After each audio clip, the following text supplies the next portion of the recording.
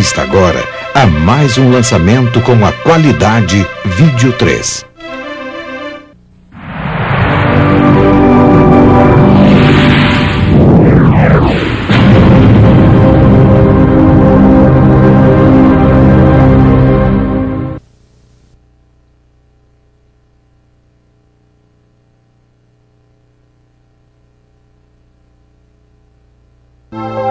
With the tremendous distances involved, travel to the stars would seem impossible. But with man's endeavor and resourcefulness, these problems will be overcome as they always have been in the past. Scientific estimates tell us that there will be a breakthrough in space travel in the near future.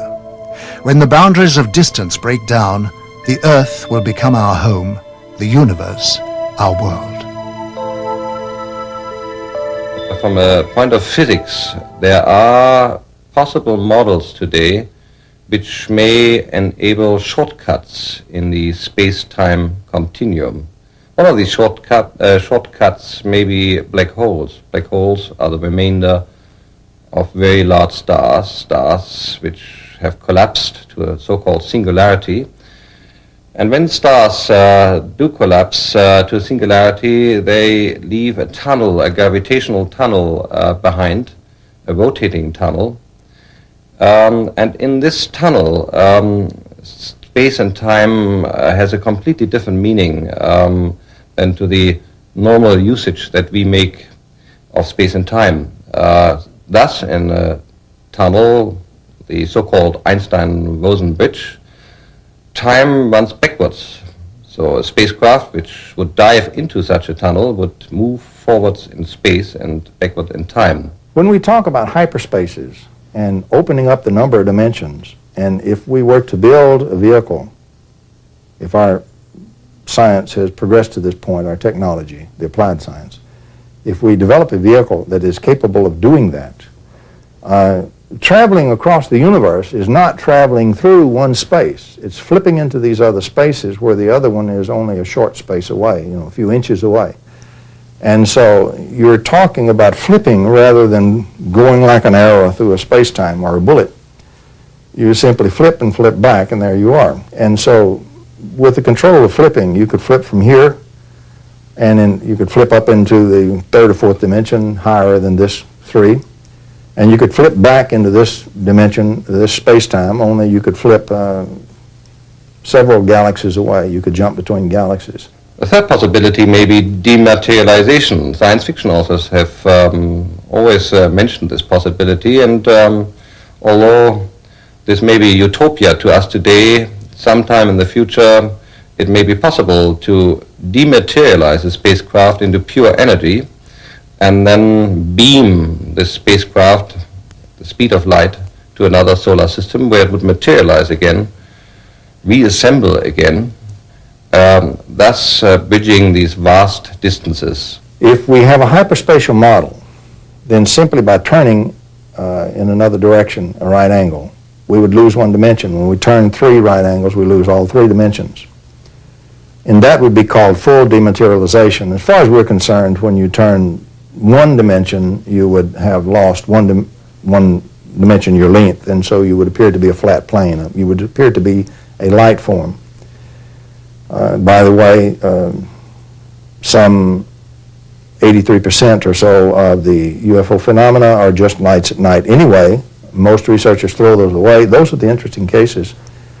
And particularly interesting are the cases where the light forms materialize into material forms and then dematerialize back into light forms and then fade away. And what I maintain is that you're looking at that phenomenon when you're seeing that. Now, that can be described mathematically, but that phenomenon of the hyperspatial aspects of it does exist, and you can show it. And I printed a photograph that showed the stars right through a dematerializing so-called spaceship. And so you do meet that format, and that is part of the phenomena. If NASA has its way, many of the next generation will be residents of Mars, and the move towards this has already begun with the development of a space station. This was the essential first step towards making man a citizen of the universe. What is really the long-range purpose of the space station. And we have worked on that question for a long time in NASA. We have started in the early 60s under the guidance of Dr. Werner von Braun and others to look at long-range goals beyond the moon, beyond Mars even. And only recently, in fact it was July 20th, 1989, the 20th anniversary of the landing of Apollo 11 on the moon, that President George Bush proposed a new program, a long-range program, with a goal to return to the moon and eventually go on to Mars, to the United States, as a long-range commitment. And as we develop the space station itself will be used as a test bed, as a laboratory to test new technologies. And you need space to develop those technologies. As long as we are still on Earth, we can just talk about it. The question of which technology to use for this new, what we call the Space Exploration Initiative, that's the name, SEI, Space Exploration Initiative. What technology to use in the area of propulsion or life support or materials and structures and power and communications is being analyzed and investigated by NASA right now. And we're doing it in a number of categories. We're looking at present-day technologies, tomorrow technologies, and advanced technologies which are day after tomorrow. What was yesterday's science fiction is today's very palpable truth. Grandfather's spine-chilling fantasies have become an indispensable part of modern life. Jesko von Puttkammer was NASA's advisor to the creator of Star Trek, Gene Roddenberry. You know, the reason I worked with Gene Roddenberry was because he wanted us to help him portray a future 200 years from now as we would like it to be. Very positive, technology having become our friend instead of our enemy, technology as a partner of humans. And of course the story itself of this machine, Voyager or Voyager, looking for its maker, its creator, which is really a metaphor of humans looking for their God. And it's the God-seeker story. And so he wanted NASA to show that the technology which the movie and his TV series depicts is accurate, that the physics is accurate, that the mathematics is accurate, that the astronomy is accurate. The propulsion system of the Star Trek consists of two major elements. One is the energy source, just to provide energy, which is the antimatter system. That makes sense, that could be done. But the propulsion itself, to push the ship, it's called a warp drive, and that has to do with changing space itself and flying faster than the speed of light. We know what antimatter is, and that when you have antimatter and real matter and it comes together, you get a tremendous explosion, you get tremendous energy, E equal mc square, as Einstein said. And so this is the most powerful reaction you get in the universe, therefore the Starship Enterprise uses it. So there are a number of models which are feasible for interstellar or even intergalactic travel. Nevertheless, we must be clear about one point. There may be so many possibilities we can't even think of.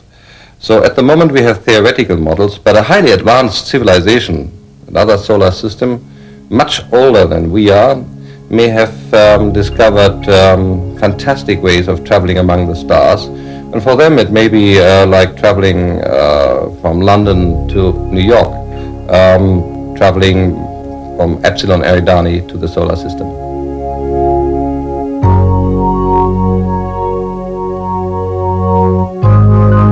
The message from the alien visitors is becoming clear. The human race is producing more problems than it is solving. A change of direction is necessary to guarantee a safe transition into the future.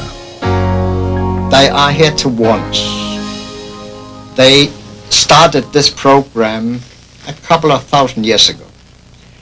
They are very highly technical and spiritual advanced.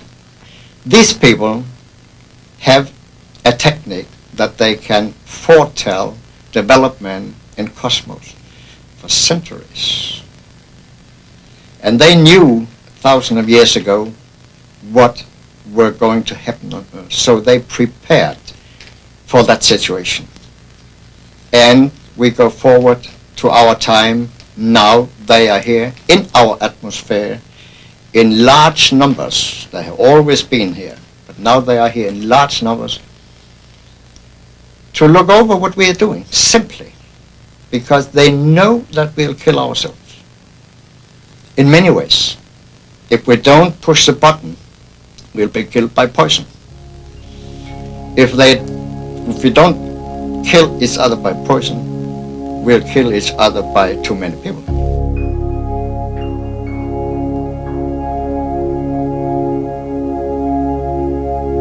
Energy is the lifeblood of civilized society, but it's also a tool that has to be controlled.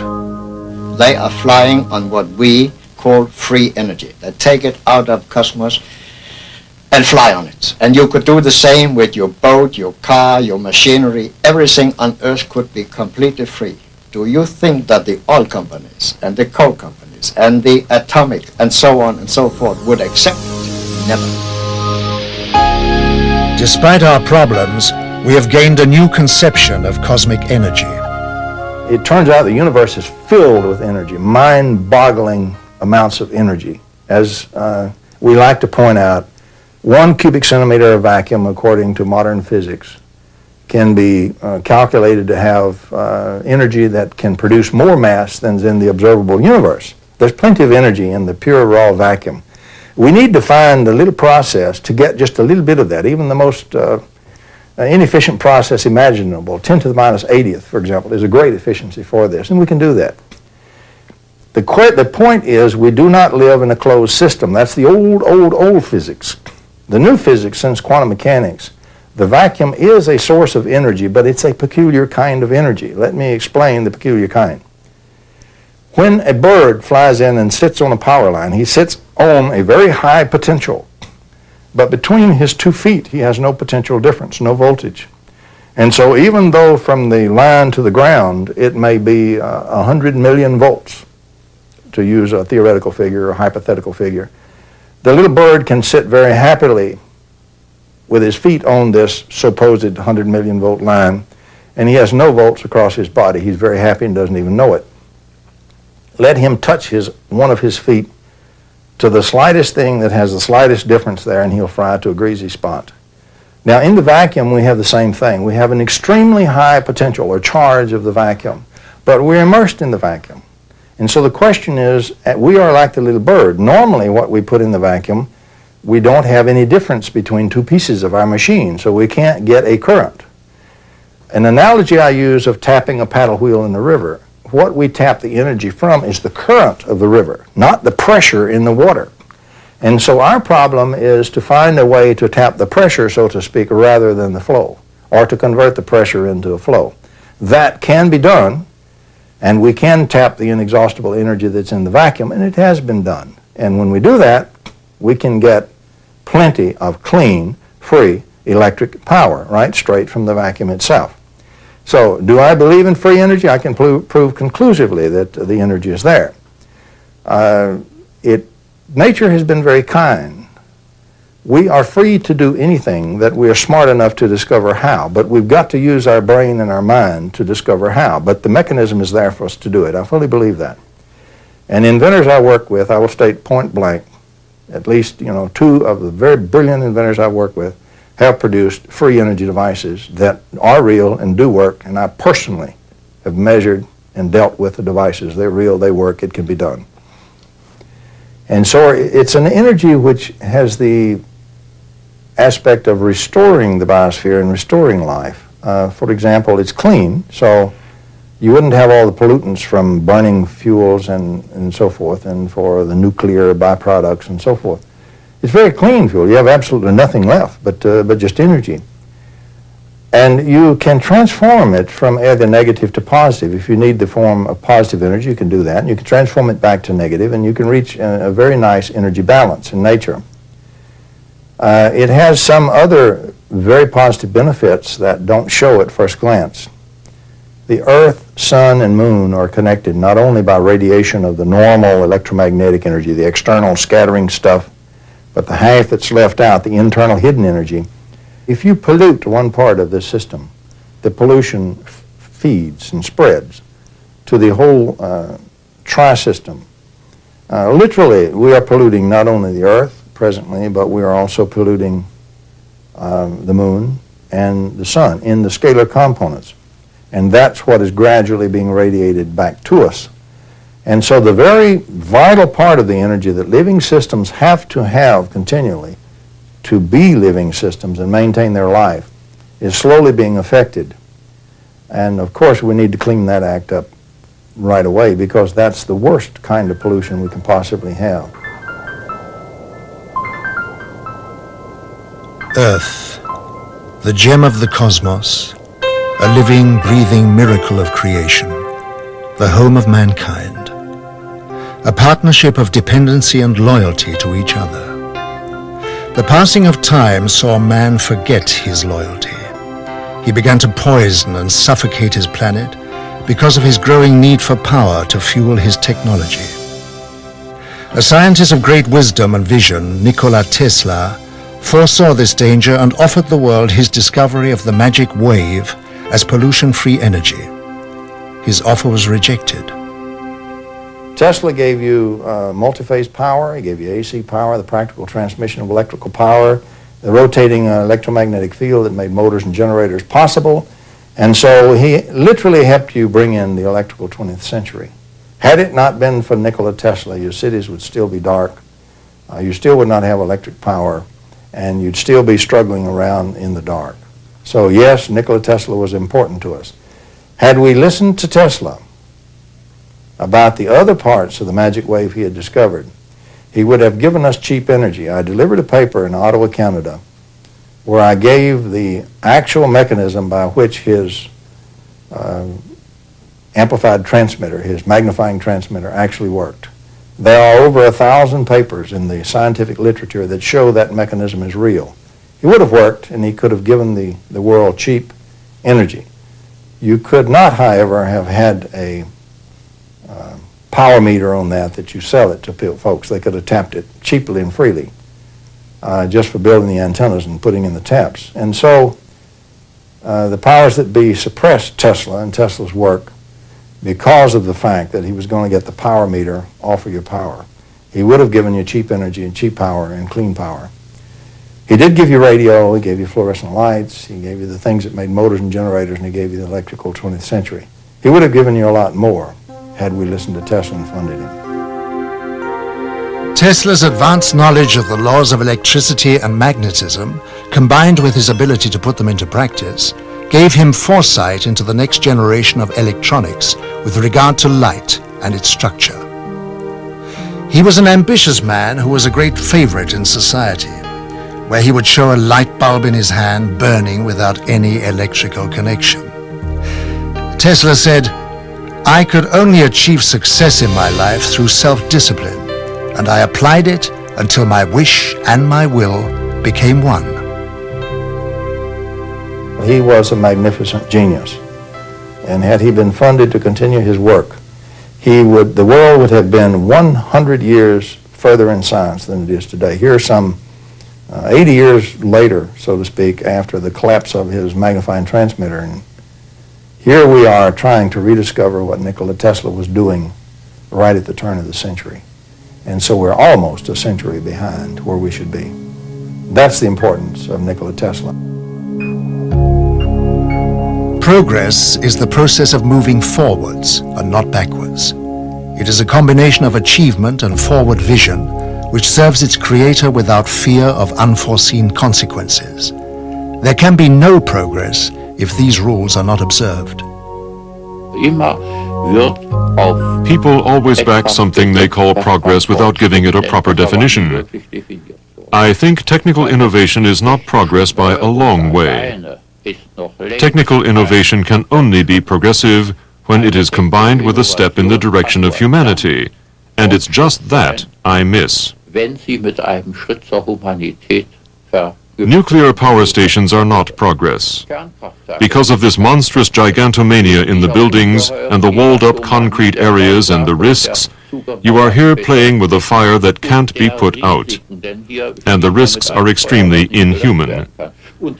And so these gigantic buildings are put up, and especially the military-industrial building complexes, which in the end all lead to the scars of this pseudo-progress practically destroying the natural foundations of human life. And so that the whole of society becomes, in effect, a society of chaotic beings that will lead to global suicide.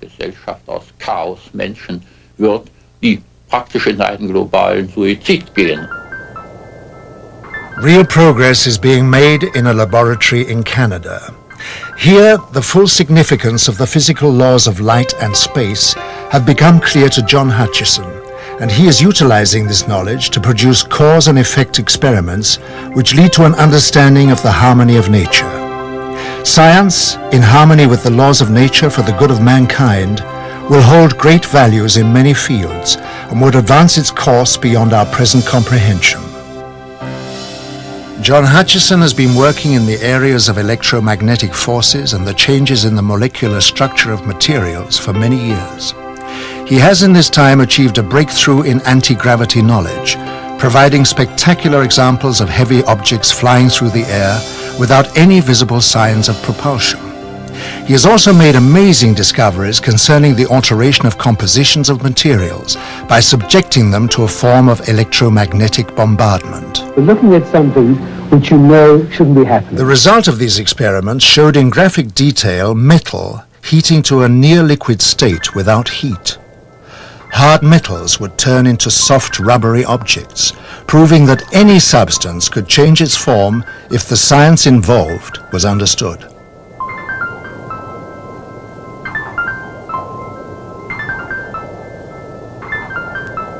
I immediately realized that this had tremendous significance. It had significance in space, it had military implications, and its understanding could possibly open up a whole new energy source.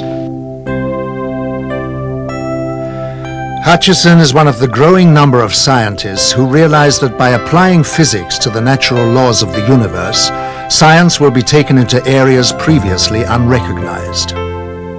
John Hutchison's achievement will give science a new momentum as it moves into the next century.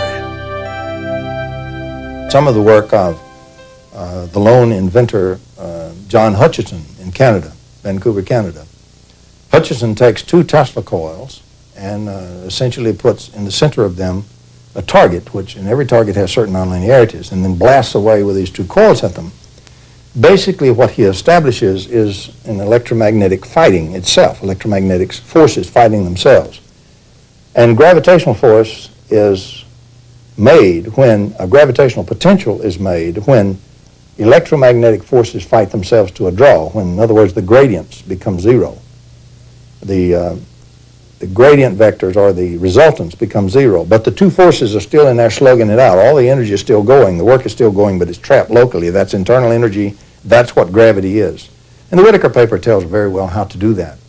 So when John got things just right, he didn't have control of it, absolute control, but he bored in there with persistence, and when he got things just right to get the forces to fight to a draw, and there was the right nonlinearity in the target, he would have levitation of things even 64 pounds.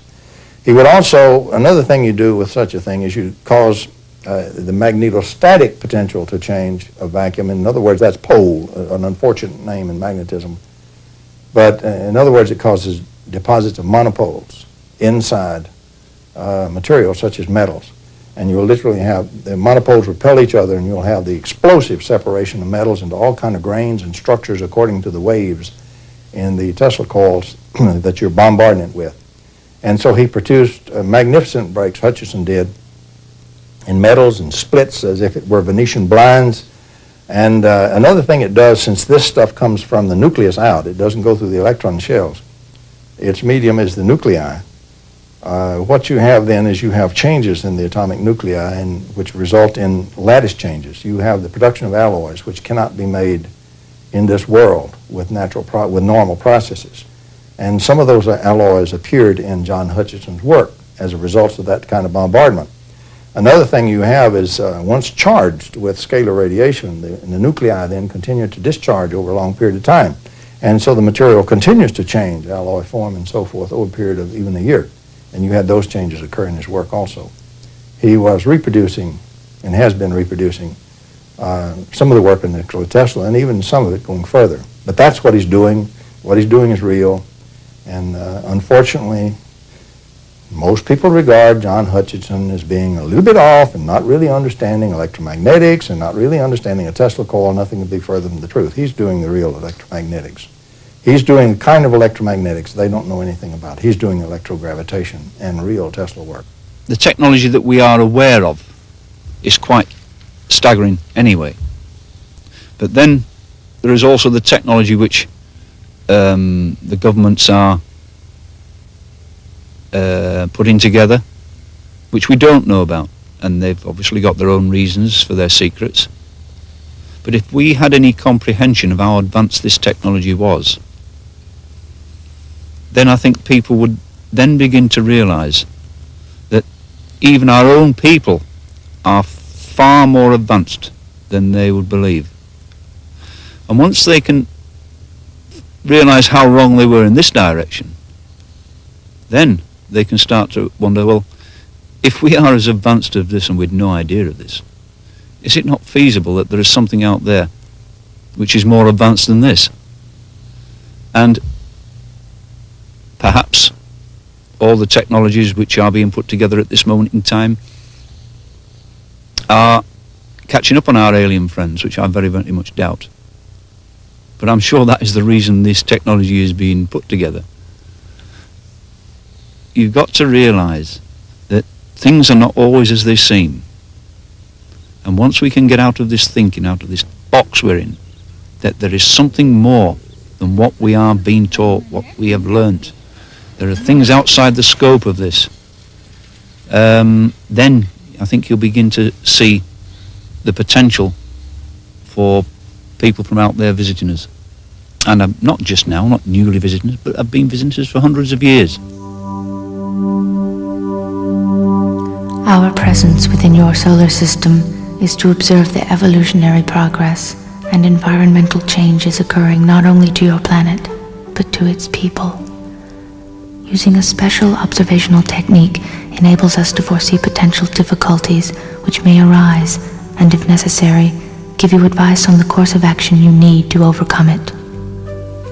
To achieve these aims, we employ the use of many types of monitoring equipment, each with the responsibility for a different area of scientific investigation.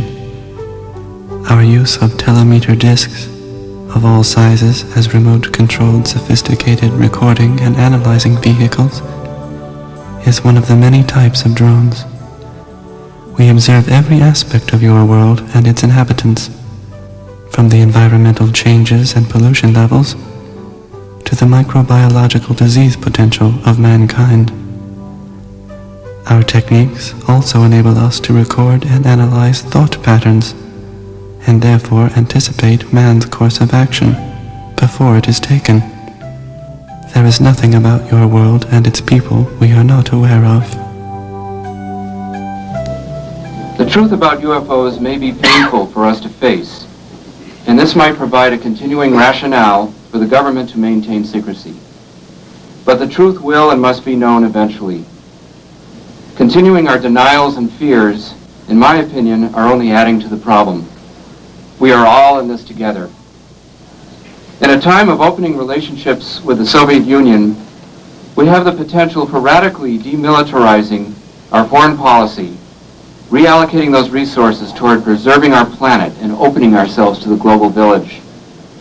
Part of that new reality is embracing the unknown and the possibility that we have visitors beyond the Earth or beyond our dimensions of time and space. We must enter our new openness in peace and without recrimination. Our government of the people, by the people, and for the people needs to be involved in the process, not as a hostile, separate, secret unit. I therefore advocate an orderly, non-vindictive congressional investigation of UFOs and a change in government policy on supporting research in these and other phenomena. The late philosopher Joseph Campbell once said that we are living in a time in which our ignorance and our complacency are coming to an end. It's time we let go of our fears and evolve to a higher awareness of ourselves and our place in the universe. Maybe the cover-up was in our best interest, maybe not. Maybe the government underestimated the intelligence of the American people and decided we just couldn't handle it. But let me tell you this, the truth is still the truth, and nothing can change that. Not the military, not the government, and not me. However, in the last few years, there is an evolution in the whole extraterrestrial problem. An evolution so far that the sightings and the encounters become more concrete. We accumulate more and more cases where we get more and more information. More information is released by the governments. We know now that there was a cover-up for so many years.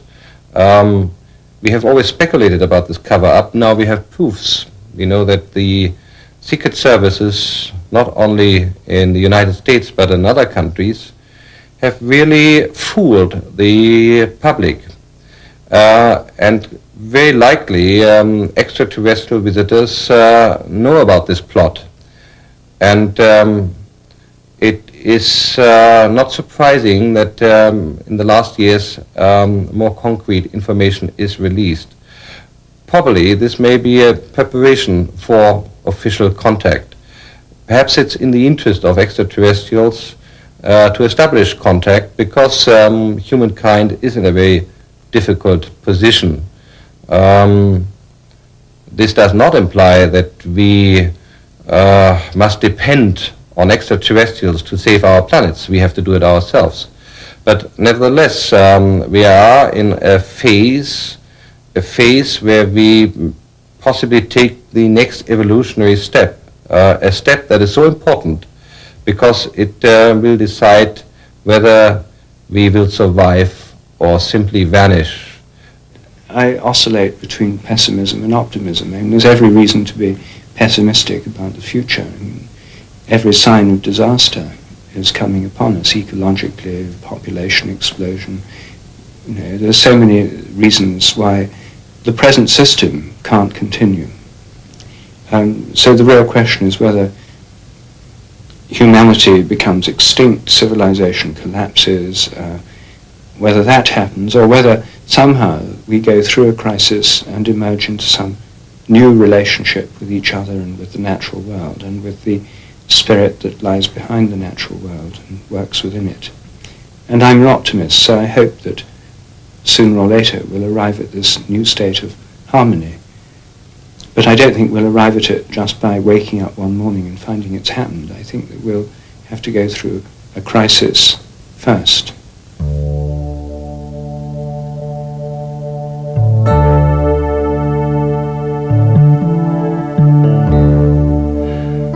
Although mankind has been faced with many crises throughout history, he has always been able to overcome them.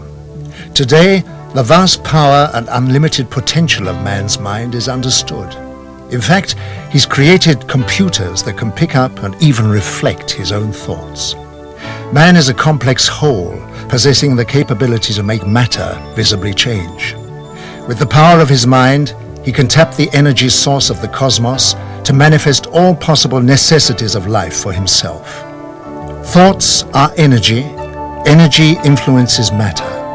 The technology involved is one of peace, as it eliminates war. And it's only a matter of time before everyone discovers this ability. If we can create in the laboratory, without any doubt, a mind-over-matter interaction that's a few parts in 10,000, certainly all you have to do is extrapolate that a little bit to come up with a mind-over-matter mastery that could happen later in our own development, and certainly what seems to be true in some of the UFO visitations. And of course also we have various case studies like Sai Baba being able to materialize and dematerialize things in his hand, or various forms of levitation. These are all things that are very real. They're not drummed up by people. It's just that our ability to face that reality has been quite compromised. I should have known all along that the so-called new physics, in a way, actually makes all of this possible. That in a way, we physicists have kind of forgotten what we're all about.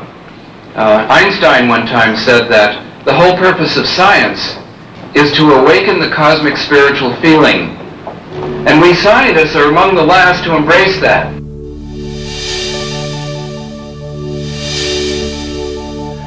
The cosmos is the energy and lifeblood of all things.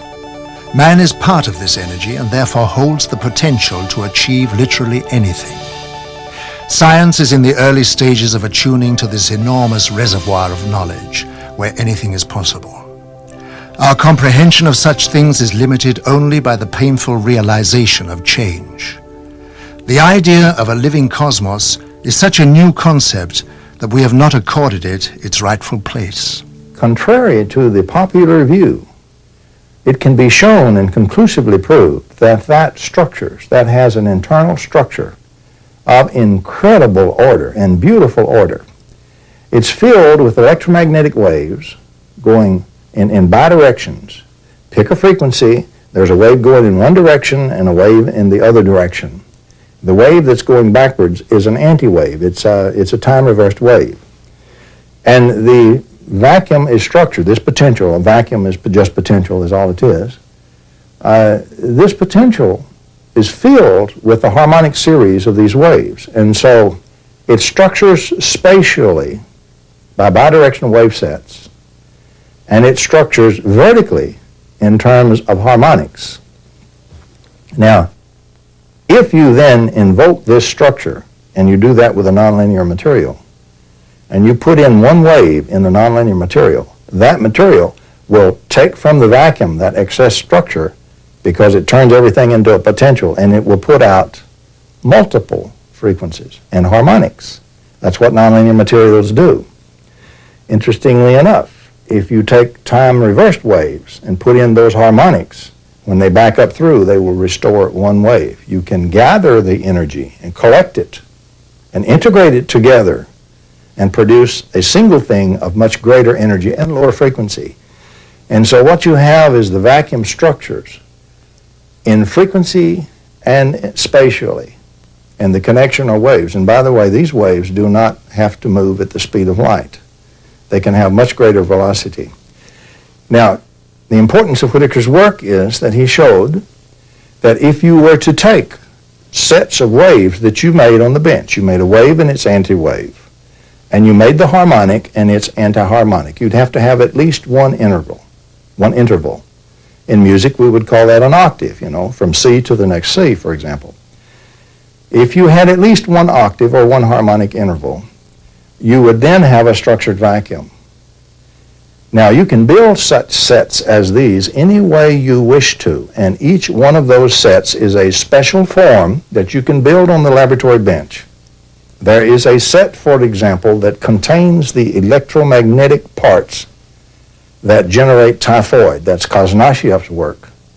And that's Kazanashev's death photons that have been shown to carry death and disease. That work has been duplicated in West Germany, or Germany now, and also has been duplicated in Australia and here in the U.S. It also explains the work of Antoine Priori, who built a machine under the proper scientific auspices and under rigorous testing on lab animals, which cured cancer and leukemia almost 100%. Some eminent French scientists worked with him. It's still in the French medical literature. It was real, it existed. It was squelched. But what I'm saying is, if you use the Whittaker approach, you can now, for the first time, understand how Priori's device worked, because that's what it did. And he used a rotating plasma to make his phase conjugates. We didn't even know about the phase conjugate in those days. Today we know that one of the things plasmas do under the right circumstances is phase conjugate, or time reverse. And he showed that you can cure cancer, leukemia. You could just as easily set a pattern that would cure AIDS. He showed you could clean out clogged arteries. You could change the immune system, increase the immune system, bring it back up, which would be very valuable to AIDS patients, for example. For every disease, there is a pattern which causes the disease in this structure. For the cure to every disease, you simply take its pattern and time reverse it, and you get the precise electromagnetic antidote. You then put that inside a potential, as Whittaker showed how to do, and you treat the body with that, which is like like normal electromagnetic radiation. It's not ionizing radiation. It's not nuclear radiation. Expose them to a rippling magnetic field, for example, with these embedded in the field, and you cure the disease. And that's the kind of medical treatment we ought to have, not this cut them and burn them and poison them type thing that we have now, and many of them still dying with cancer and leukemia and AIDS. It would take about 3 years. It would take a team of about 30-something people, facilities and so forth, in about 3 years, about $20 million a year to deliver the ability to do that kind of electromagnetic treatment. Yes, our knowledge grows rapidly in almost every discipline. Conservative scientists in the past, or if you like, futurologists, have always been too cautious, too conservative in their estimates. We know that there's a turnover every 5 years of doubling our knowledge, with the consequence that we have a completely different view in the world. Most people can't even keep up anymore with the advance in science. They have problems understanding modern computer science, cybernetics, biogenetic engineering, or nuclear physics. We talk today about great unified models of the natural forces. The man on the street can't keep up, and he is only superficially informed about new aspects. We don't know what will happen in 20, 50, 100 or 1,000 years. However, there's one thing we do know, that whatever happens in the future, science will have advanced far more than we can possibly think of today. And no imagination, no fantastic model that we may produce today will justifiably come close to the actual advance in 1,000 years. We really do have, right now, available to be born a completely new and drastically extended and drastically more capable physics, which unfortunately 4 nations of the world have weaponized but kept secret from their citizens and from the rest of the world. And what I am saying is that it's high time that instead of just using this in secret to build more weapons to kill more people and hurt more people or control more people, what we need to do is bring this out in the open and let's use it for the positive benefits, to heal people, to give them cheap energy and clean energy, to clean up the biosphere, to clean up our whole act, to be able to heal all these diseases and this kind of thing. That's what I'm saying we've got to get on with the job.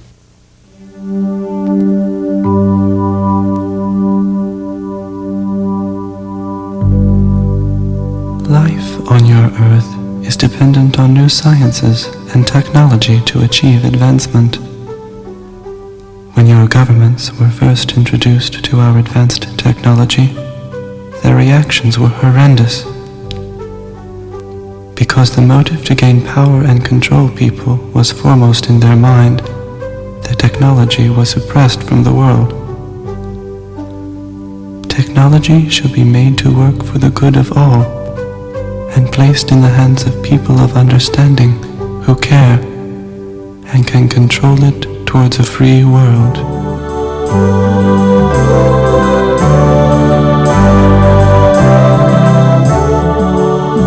I think the first point in overcoming any difficulty or any problem or any crisis is to have the faith that something better is possible. Without faith, without trust that it can work out better, without the vision of something greater, it won't happen.